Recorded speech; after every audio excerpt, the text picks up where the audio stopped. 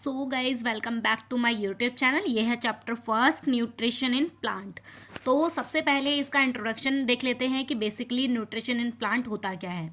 देखिए, जो न्यूट्रिशन है उसका मीनिंग होता है कि किसी भी ऑर्गेनिज्म में, यानी कोई भी ऑर्गेनिज्म जो फूड को लेता है किस तरीके से वो लेता है। तो जो टेकिंग फूड का जो मोड है ना, किस तरीके से किस मोड में वो फूड को ले रहा है, और प्लस में वो किस तरीके से अपनी बॉडी में उस चीज़ को यूटिलाइज कर रहा है ना। क्योंकि उसकी बॉडी में पर डे जब वो काम करेगा, है ना, तो उसकी बॉडी में जो सेल होती हैं, यानी जो उसकी बॉडी में खाने की ज़रूरत होगी, सेल की टूट फूट होगी, उसकी मरम्मत के लिए भी खाने की ज़रूरत पड़ेगी। ठीक है, तो कोई भी ऑर्गेनिज्म का जो मोड ऑफ न्यूट्रिशन है कि किस तरीके से वो खाना ले रहा है और कैसे वो अपनी बॉडी में यूटिलाइज कर रहा है उसको, ठीक है, उसे हम कहते हैं न्यूट्रिशन, राइट। और प्लांट क्या होते हैं?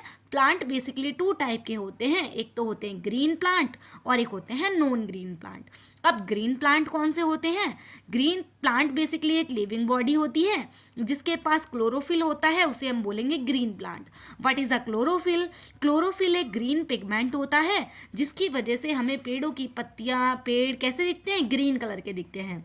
अब आपको लग रहा होगा मैम, जिन प्लांट्स के पास क्लोरोफिल नहीं होगा, मतलब वो ग्रीन नहीं होंगे, क्या वो ग्रीन प्लांट नहीं होंगे? फिर बिल्कुल सही, वो नॉन ग्रीन प्लांट के अंदर चले जाएंगे। अब आपको लग रहा होगा मैम, हमने तो कभी अपने आसपास ऐसे पेड़ नहीं देखे जो ग्रीन ना हो। तो मैं इस वीडियो के अंदर आपको बताऊंगी कि वो कौन से पेड़ हैं जो ग्रीन प्लांट नहीं है। प्लांट तो है बट ग्रीन नहीं है। ठीक है, चलिए, आई होप सो आप इस वीडियो लेक्चर को अच्छे से एंजॉय करेंगे और अच्छे से चीज़ों को समझेंगे। आप अपनी एनसीईआरटी बुक को लेकर बैठिए ताकि साथ के साथ आप जो हेडलाइंस हैं, जो इंपॉर्टेंट पॉइंट्स हैं, जो मैंने नोट्स में मार्क किए हुए हैं, वो आप अपनी नोटबुक में नोट करते जाएं। चलिए, सबसे फर्स्ट ऑफ ऑल चीज़ें देखो, इस चैप्टर में हमें पढ़ना है न्यूट्रिशन इन प्लांट, कि प्लांट की बॉडी किस तरीके से न्यूट्रिशन लेती है, यानी मोड ऑफ न्यूट्रिशन कैसा होता है, और प्लस में वो कैसे अपनी बॉडी में फूड को यूटिलाइज करती है। तो हमने क्लास 6 के अंदर बेसिकली इस चीज़ को पढ़ा था। इस चैप्टर के बारे में बेसिक इंट्रोडक्शन हम ले चुके हैं, बट फिर भी मैं आपको ये चीज़ें बता चुकी हूँ। चलिए, फर्स्ट ऑफ ऑल न्यूट्रिएंट्स क्या होते हैं? तो न्यूट्रिएंट्स की सिंपल सी लाइन यहाँ पे मार्क की हुई है कि component of food are called nutrients. यानी कि हमने जो 6th क्लास में पढ़ा था ना, क्या पढ़ा था मैम, कि कार्बोहाइड्रेट, प्रोटीन्स, फैट, विटामिन्स और मिनरल्स, ये सभी होते हैं ना फूड ऑफ कंपोनेंट। तो जो ये फूड ऑफ कंपोनेंट होते हैं, इन्हीं को ही हम क्या कहते हैं? न्यूट्रिएंट्स कहते हैं। क्या कहते हैं? न्यूट्रिएंट्स इन्हीं को ही कहते हैं। ठीक है, अच्छा, हर एक लिविंग ऑर्गेनिज्म को, जो भी लोग जिंदा रहते हैं उन सभी को, चाहे वो प्लांट हो चाहे फिर वो एनिमल हो, सभी को न्यूट्रिएंट्स की ज़रूरत होती है सर्वाइव करने के लिए, ज़िंदा रहने के लिए। बिना खाने के वो लोग ज़िंदा नहीं रह सकते। ठीक है, अब आपको पता होगा जो प्लांट हैं उनको हम खाना नहीं देते, वो अपना खाना खुद बनाते हैं। ठीक है, एनिमल्स जो होते हैं वो प्लांट को खाते हैं या फिर दूसरे ऑर्गेनिज्म यानी दूसरे एनिमल्स को वो खाते हैं। और हम ह्यूमंस क्या करते हैं? हम सब्जियों के लिए पेड़ों पे डिपेंड होते हैं, फ्रूट्स के लिए पेड़ों पे डिपेंड होते हैं, प्लांट पे डिपेंड होते हैं। और जब हमें चाहिए होता है एग, मिल्क या फिर अदर चीज़ें हमें चाहिए होती हैं, तो हम एनिमल्स के ऊपर डिपेंड होते हैं। ठीक है, यानी कि हम ह्यूमन बींग्स एनिमल और प्लांट पे डिपेंड होते हैं खाने के लिए। प्लांट अपना खाना खुद से बनाते हैं, एनिमल भी खाना प्लांट से या दूसरे ऑर्गेनिज्म से लेते हैं। पर ये चीज़ें हम पढ़ेंगे अगले चैप्टर में, क्योंकि हमें यहाँ पर सिर्फ पढ़ना है किसके बारे में? प्लांट किस तरीके से खाना लेता है। तो first topic is mode of nutrition in plant, कि प्लांट में किस तरीके का मोड ऑफ न्यूट्रिशन होता है। तो सबसे पहली चीज़ जो मैंने आपको न्यूट्रिशन बताया था, उसकी डेफिनेशन अगेन से यहाँ पे दी हुई है, तो आप इसके डेफिनेशन नोट डाउन कर सकते हैं। Nutrition is a mode of taking food by an organism and it utilize by the body. जो मैंने आपको बताया था सेम वही है कि न्यूट्रिशन एक मोड ऑफ टेकिंग फूड है किसी भी ऑर्गेनिज्म का, और प्लस में वो किस तरीके से खाने का यूटिलाइज करते हैं उसे हम कहते हैं क्या? न्यूट्रिशन कहते हैं। ठीक है, the mode of nutrition the mode of nutrition in which organism make food them self from the simple substance, यानी कि एक ऐसा मोड ऑफ न्यूट्रिशन, यानी इस तरीके का मोड ऑफ न्यूट्रिशन जिसके अंदर कोई भी ऑर्गेनिज्म का मतलब क्या होता है, कोई भी लिविंग चीज़, ठीक है, ऐसा मोड ऑफ न्यूट्रिशन जिसके अंदर कोई भी ऑर्गेनिज्म सिंपलर सब्सटेंस यानी सिंपल सी चीज़ों से अपना खाना बना लेता है, और उसे हम कहते हैं ऑटोट्रॉपिक मोड ऑफ न्यूट्रिशन। क्या कहते हैं? ऑटोट्रॉपिक मोड ऑफ न्यूट्रिशन कहते हैं। ऑटो का मतलब होता है यहाँ पर सेल्फ यानी खुद से, और ट्रॉप्स का मतलब होता है नॉरिशमेंट। ट्रॉप्स का मतलब क्या होता है? नॉरिशमेंट। नॉरिशमेंट का मतलब होता है पालन पोषण करना, ठीक है। अच्छा, इसके बाद वो ऑर्गेनिज्म, देखो ये तो मोड ऑफ न्यूट्रिशन हुआ कि प्लांट अपना खाना खुद से बना रहे हैं, तो उस मोड ऑफ न्यूट्रिशन को हम कहेंगे ऑटोट्रॉपिक, है ना। अब वो प्लांट जो ऑटोट्रॉपिक नेचर से खाना ले रहे हैं, उन प्लांट्स को हम कहते हैं ऑटोट्रॉप्स। क्या कहते हैं उन प्लांट्स को? ऑटोट्रॉप्स कहते हैं। अब वो ऑर्गेनिज्म यानी वो लिविंग चीज़ें जो अपना खाना खुद से नहीं बनाते, दूसरों पे डिपेंड होते हैं, चाहे प्लांट या दूसरे ऑर्गेनिज्म, तो उनको हम कहते हैं कौन सा mode of nutrition? Heterotrophic mode of nutrition. और उन प्लांट को क्या बोलेंगे? हेट्रोट्रॉप्स। हेट्रोस का मतलब होता है अदर। चलिए पढ़ लेते हैं लाइन को। Animals and most other organism take in food prepare by plant, यानी बहुत सारे ऐसे एनिमल्स होते हैं या दूसरे ऑर्गेनिज्म होते हैं जो अपना खाना दूसरे प्लांट से बनाते हैं या लेते हैं। They are called heterotrophs. उनको हम क्या कहते हैं? हेट्रोट्रॉप्स कहते हैं। अब हेट्रोट्रॉप्स क्या होते हैं? Those organism which depend on other food, which depend on others for food, यानी ऐसे ऑर्गेनिज्म जो दूसरों पे डिपेंड होते हैं, किसके लिए? फूड के लिए, उन्हें हम क्या कहते हैं? हेट्रोट्रॉप्स कहते हैं, ठीक है। अच्छा, इसके बाद है आपका फोटोसिंथेसिस का प्रोसेस। अच्छा, फोटोसिंथेसिस का मतलब क्या होता है? अब फोटो का मतलब होता है लाइट और सिंथेसिस का मतलब होता है टू पुट टुगेदर या फिर कंबाइन, राइट। इसको हम प्रिपेयर भी कह सकते हैं, यानी जो सनलाइट की परजेंस में खाना बनाते हैं उन्हें हम कहते हैं फोटोसिंथेसिस प्रोसेस। फोटो का मतलब होता है लाइट। जब भी आपको सुनाई दे फोटो, इसका मतलब क्या होता है? लाइट होता है। यानी वो ऑर्गेनिज्म जो लाइट की परजेंस में खाना बनाते हैं उन्हें हम कहते हैं फोटोसिंथेसिस प्रोसेस, या फिर जो खाना बनाते हैं उन्हें हम कहते हैं क्या? ऑटोट्रॉप्स, ठीक है। चलिए नेक्स्ट है यहाँ पर कि जो प्लांट होते हैं ना, वो अपना खाना कहाँ पे बनाते हैं, मतलब कौन से पार्ट में बनाते हैं? वो बनाते हैं लीव्स में। कहाँ बनाते हैं? लीव्स में वो अपना खाना बनाते हैं। Leaves are the food factory of the plant, यानी जो लीव्स हैं वो क्या है? फूड फैक्ट्री है प्लांट के लिए, क्योंकि प्लांट अपना खाना कहाँ पे बनाते हैं? लीव्स में बनाते हैं। किसकी हेल्प से? रॉ मटेरियल की हेल्प से, ठीक है। और वो रॉ मटेरियल कहाँ पे पहुँच जाता है? लीव्स में पहुँच जाता है, और लीव्स में पहुँचने के बाद वहाँ पर ही क्या होता है? खाना बनाया जाता है। एक पार्ट होता है प्लांट के अंदर जिसको हम क्या कहते हैं? क्लोरोप्लास्ट। नाम याद रख लो, क्या कहते हैं? क्लोरोप्लास्ट कहते हैं। क्लोरोप्लास्ट को kitchen house of the cell भी कहते हैं। क्यों कहते हैं? क्योंकि क्लोरोप्लास्ट एक लीफ के अंदर ऐसी जगह होती है जहाँ पर प्लांट अपना खाना बनाते हैं। लीव्स के अंदर, जैसे हम अपने घर में खाना बनाते हैं तो उस जगह को क्या कहते हैं? हम किचन कहते हैं। वैसे ही प्लांट्स जहाँ पे अपना खाना बनाते हैं उसे हम कहते हैं क्लोरोप्लास्ट, और इसी वजह से इसका नाम है kitchen of the cell, kitchen house of the cell, ठीक है। अच्छा, नेक्स्ट है water and minerals present in the soil are absorbed by the root, यानी कि जो वाटर होता है, मिनरल होता है, ये सभी कहाँ पे होता है? ये सॉइल के अंदर होता है, मिट्टी में होता है। अब जो प्लांट की रूट्स होती है ना, अच्छा देखो, जो प्लांट है, प्लांट की ऐसे करके रूट्स होती हैं, और इन रूट्स में भी ना फिर से बहुत पतले पतले ऐसे हेयर्स होते हैं, और इन पतले पतले हेयर्स को हम क्या कहते हैं? इनको हम कहते हैं रूट हेयर। क्या कहते हैं? रूट हेयर कहते हैं। और ये जो रूट हेयर होते हैं ये बेसिकली सॉइल से वाटर और मिनरल को एब्जॉर्ब कर लेते हैं। एब्जॉर्ब का मतलब होता है उसको सोख लेते हैं, खींच लेते हैं, ठीक है।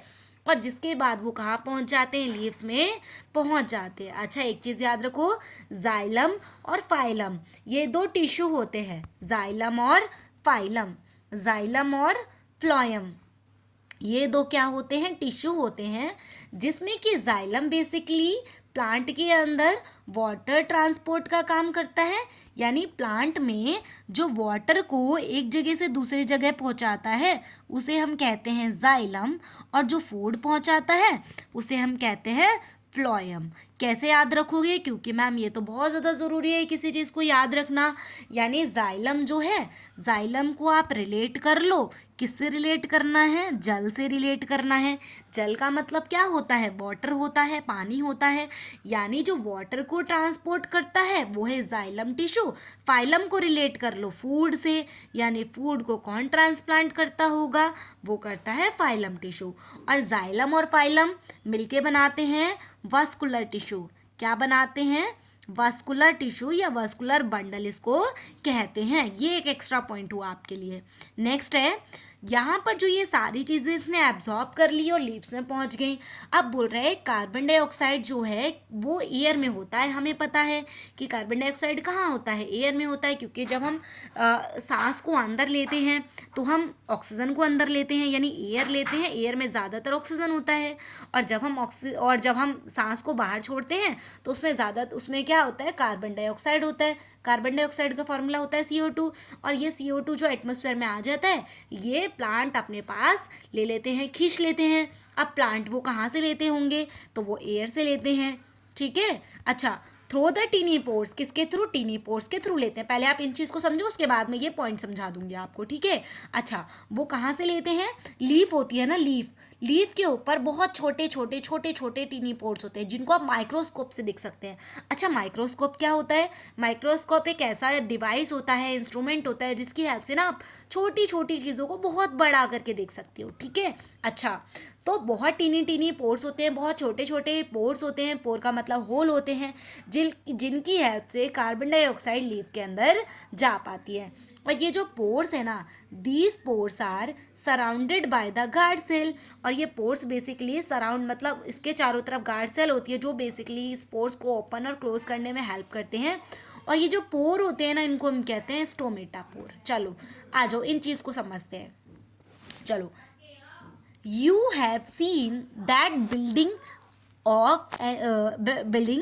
Are made of bricks. देखो, आपने कोई बिल्डिंग देखी होगी जैसे घर होता है ना, तो घर में क्या होता है, बहुत सारी ईंटें लगी हुई होती हैं, यानी जो पूरे घर की सबसे छोटी यूनिट है उसे हम क्या कहते हैं, ईंट कहते हैं। वैसे ही जो हमारी बॉडी है, हमारी बॉडी बहुत सारी सेल से मिलके बनी हुई होती है, यानी जो सेल होती है हमारी बॉडी की सबसे स्मॉलेस्ट यूनिट होती है। क्या होती है, सबसे स्मॉलेस्ट यूनिट होती है। कौन होती है, सेल होती है। अब ये सेल होता क्या है बेसिकली, देखो सेल ना कुछ ऐसे सर्कुलर शेप का होता है, ठीक है। इसके अंदर एक छोटा सा सर्कल होता है जिसको हम कहते हैं, क्या कहते हैं, न्यूक्लियस कहते हैं। न्यूक्लियस क्या होता है, बिल्कुल सेंटर में होता है। ये सी है, ठीक है। क्या होता है, न्यूक्लियस बिल्कुल एक स्पेरिकल होता है, बिल्कुल बीच में होता है सेल के, ठीक है। और जिसके थ्रू ये पूरा ऐसे क्लोज होता है ना, ये जो रेड वाली बाउंड्री मैंने आपको दिखाई है, इस रेड वाली बाउंड्री को हम कहते हैं सेल मेम्ब्रेन, जिसके थ्रू पूरा सेल ढका हुआ रहता है। ये कौन है, सेल मेम्ब्रेन, ठीक है। इसको हम मेम्ब्रेन यानी कि कोशिका झिल्ली, एक बहुत पतली पॉलीथीन लाइक स्ट्रक्चर होता है जिससे पूरा क्लोज रहता है, उसे हम कहते हैं सेल मेम्ब्रेन। अब ये जो न्यूक्लियस और ये जो सेल है, ये जो न्यूक्लियस और ये जो बाहर की सेल मेम्ब्रेन है, इसके बीच में ना बहुत सारा लिक्विड भरा हुआ होता है, और ये जो लिक्विड भरा हुआ होता है इसे हम कहते हैं साइटोप्लाज्म। क्या कहते हैं इसको, साइटोप्लाज्म। साइटो का मतलब होता है सेल, साइटो का मतलब होता है सेल, और प्लाज्म का मतलब होता है एक तरीके से लिक्विड। तो सेल के अंदर जो लिक्विड भरा होता है उसे हम कहते हैं साइटोप्लाज्म। ये चीज़ आई होप सो आपको क्लियर हो गई होगी। सेल क्या है, सबसे छोटी यूनिट है। न्यूक्लियस क्या है, जो सेल के बिल्कुल सेंटर में होता है। सेल मेम्ब्रेन क्या होती है, जिससे पूरा सेल ढका हुआ होता है। और साइटोप्लाज्म क्या होता है, जो न्यूक्लियस और सेल मेम्ब्रेन के बीच में लिक्विड फिल रहता है। क्लियर है। अच्छा, इसके बाद इन चीज़ों को समझ लेते हैं। चलो, जो मैंने आपको चीज़ें बताई हैं वो सारी चीज़ें यहाँ पे दे रखी हैं। देखो, the body of living organism are made by tiny unit called cell, यानी जो भी लिविंग बॉडी होती है, लिविंग ऑर्गेनिज्म होता है, वो छोटे छोटे यूनिट से मिलके बना होता है और उस छोटी यूनिट को हम क्या कहते हैं, सेल कहते हैं। ठीक है, next one is the cell is enclosed by a thin outer boundary. कोई भी सेल पूरा ढका हुआ होता है एक थिन आउटर बाउंड्री से, और इस बाउंड्री को हम कहते हैं सेल मेम्ब्रेन। और एक सेंटर में कोई एक चीज़ लोकेटेड होती है, एक स्पैरिकल यानी एक गोले बॉल जैसा स्ट्रक्चर, जिसे हम कहते हैं न्यूक्लियस। और न्यूक्लियस के चारों तरफ एक जेली जैसा एक सब्सटेंस होता है, जेली जैसी कोई चीज़ होती है, जिसे हम कहते हैं cytoplasm. That's clear? Okay. Stomata क्या होते हैं? टिनी पोर्स होते हैं, जो कहाँ होते हैं? लीव्स के ऊपर होते हैं। और ये क्या करते हैं? ये एयर को यानी गैसेस को लीव के अंदर जाने में और बाहर आने में हेल्प करते हैं। और स्टोमेटा पोर्स ओपन और क्लोज होते हैं with the help of guard cell. Clear है? नेक्स्ट इज यानी कि नेक्स्ट चीज़ हमें यहाँ पे क्या पढ़नी है, एक ग्रीन कलर का पिगमेंट होता है। आपने देखा है जितने भी लीव्स होते हैं, प्लांट्स होते हैं, वो कैसे कलर के दिखते हैं? ग्रीन कलर के दिखते हैं। क्यों दिखते हैं? क्योंकि उनके पास एक ग्रीन पिगमेंट होता है, जिसको हम क्या कहते हैं? क्लोरोफिल कहते हैं। The leaf have a green pigment called chlorophyll. अब वैसे ही हमारे ब्लड में भी एक रेड पिगमेंट होता है, जो हमारे ब्लड को रेड दिखाने में हेल्प करता है, उसे हम कहते हैं हीमोग्लोबिन। अब देखो क्लोरोफिल जो होता है ग्रीन कलर का दिखाता है, it help leave to capture the energy of the sunlight. यानी जो क्लोरोफिल होता है बेसिकली वो सनलाइट को कैप्चर करने में, है ना, जो सनलाइट की जो एनर्जी है उसको कैप्चर करके रखने में कहाँ पे? लीव्स के अंदर उस चीज़ में हेल्प करता है। कौन? क्लोरोफिल। क्लियर है?